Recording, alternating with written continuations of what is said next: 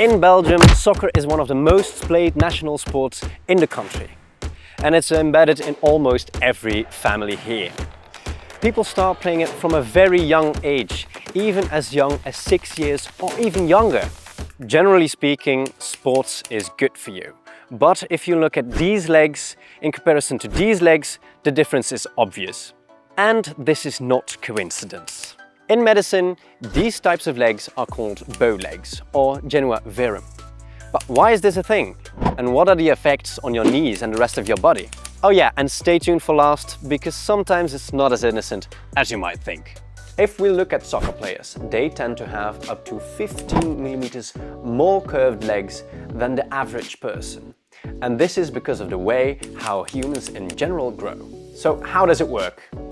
First, we have to define what bow legs are. The normal knee does not exist, yet we have defined some numbers that are considered normal. So if your legs are between 0 and 5 degrees, they are considered normal. If your knees are curved more than 5 degrees outwards, that means you have genua verum.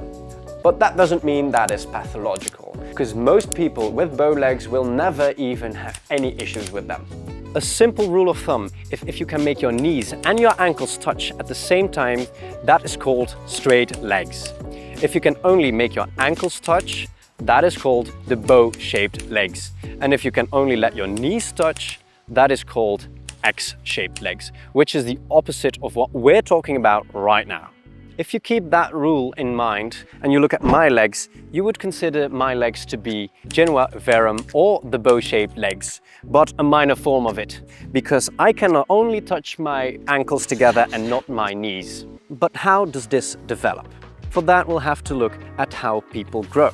Your height is for the most part genetically determined. This is why if doctors want to know how tall you're going to be, they will base it on the height of your parents and your height at a given age.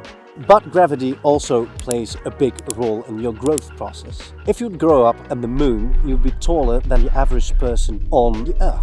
This is because growing is a constant fight against gravity. Let's look at the biomechanics and the anatomy of the knee and the legs. This is your knee zoomed in. This part here is the inner part of your leg. So that means that your other leg would be right over here.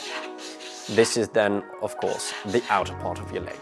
If you now start running in soccer or in football, you put more pressure on the inner side of your leg. And as I told you before, growing is a fight against gravity. That means your inner side of your leg will grow slower than your outer side because it feels more pressure. And this is why your legs will start looking like this. Now that you understand the process of bow-shaped legs, you can also understand that you'll have to practice these sports at a very young age while you're still growing. If you're a bit older and not growing anymore, you'll probably won't get these legs. But these types of legs could potentially harm you. Arthrosis. Because of the curvature of your bow-shaped legs, you put more pressure on the inner part of your knee. That means you're at risk of damaging the cartilage at that side of your knee. And that hurts a lot and it decreases your mobility in your knees. Damaged ligaments. Having bow-shaped legs also puts you at more risk of damaging some ligaments, like the lateral collateral ligament in your knee. If we go back to the drawing of our knee, you can see two ligaments, this one and this one. These are called the collateral ligaments. If you are bow-legged, the ligament on the outside gets stretched and that makes it more vulnerable to injuries. It could be, if you start running, that after a while the outside of your knee starts hurting. This might be a sign this is going on. Do note this only happens if you have a severe form of bow-legged legs. If we look a little bit further than the knee to your ankle, we can see that you're at more risk for ankle sprains if you have bow-shaped legs. And then potentially also damaging some ligaments in your foot.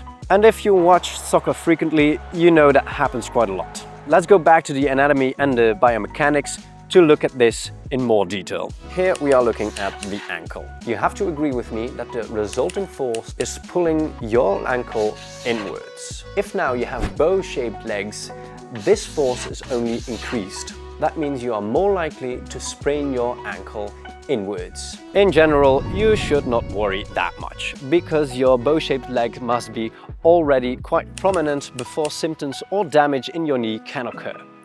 But if you're worried about your knees, go see a doctor. But what can you do about it? In most cases, nothing has to be done. But if your doctor decides the problem is severe enough, there are some easy solutions to correct it, and these will minimize further damage.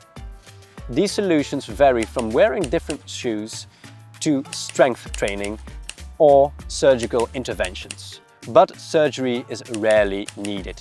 If you liked this video, you'll probably like this video as well, where I'll explain why being a Belgian doctor is way better than being an American doctor.